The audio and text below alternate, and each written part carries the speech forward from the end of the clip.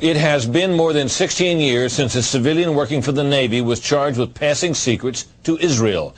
Jonathan Pollard pled guilty to conspiracy to commit espionage and is serving a life sentence.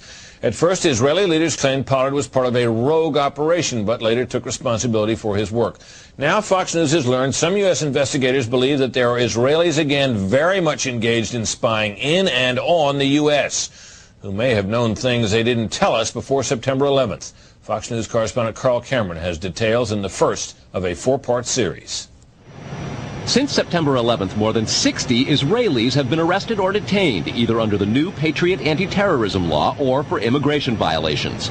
A handful of active Israeli military were among those detained, according to investigators, who say some of the detainees also failed polygraph questions when asked about alleged surveillance activities against and in the United States. There is no indication that the Israelis were involved in the 9/11 attacks, but investigators suspect that the Israelis may have gathered intelligence about the attacks in advance and not shared it. A highly placed investigator said there are, quote, tie-ins, but when asked for details, he flatly refused to describe them, saying, quote, evidence linking these Israelis to 9/11 is classified. I cannot tell you about evidence that has been gathered. It's classified information. Fox News has learned that one group of Israelis, spotted in North Carolina recently, is suspected of keeping an apartment in California to spy on a group of Arabs who the United States is also investigating for links to terrorism. Numerous classified documents obtained by Fox News indicate that even prior to September 11th, as many as 140 other Israelis had been detained or arrested in a secretive and sprawling investigation into suspected espionage by Israelis in the United States.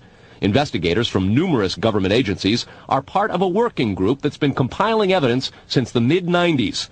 These documents detail hundreds of incidents in cities and towns across the country that investigators say, quote, may well be an organized intelligence gathering activity. The first part of the investigation focuses on Israelis who say they are art students from the University of Jerusalem and Bezalel Academy. They repeatedly made contact with U.S. government personnel, the report says, by saying they wanted to sell cheap art or handiwork.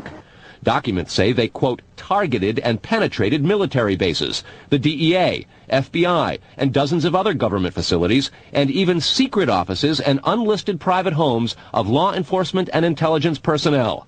The majority of those questioned, quote, stated they served in military intelligence, electronic surveillance intercept, and or explosive ordnance units. Another part of the investigation has resulted in the detention and arrests of dozens of Israelis at American Mall kiosks, where they've been selling toys called Puzzle Car and Zoomcopter. Investigators suspect a front. Shortly after the New York Times and Washington Post reported the Israeli detentions last month, the carts began vanishing. Zoomcopter's webpage says, we are aware of the situation caused by thousands of mall carts being closed at the last minute. This in no way reflects the quality of the toy or its saleability. The problem lies in the operator's business policies. Why would Israelis spy in and on the U.S.? A General Accounting Office investigation referred to Israel as Country A and said, quote, according to a U.S. intelligence agency, the government of Country A conducts the most aggressive espionage operation against the U.S. of any U.S. ally. A defense intelligence report said Israel has a voracious appetite for information and, quote, the Israelis are motivated by strong survival instincts which dictate every facet of their political and economic policies. It aggressively collects military and industrial technology, and the U.S. is a high priority target. The document concludes, quote, Israel possesses the resources and technical capability to achieve its collection objectives.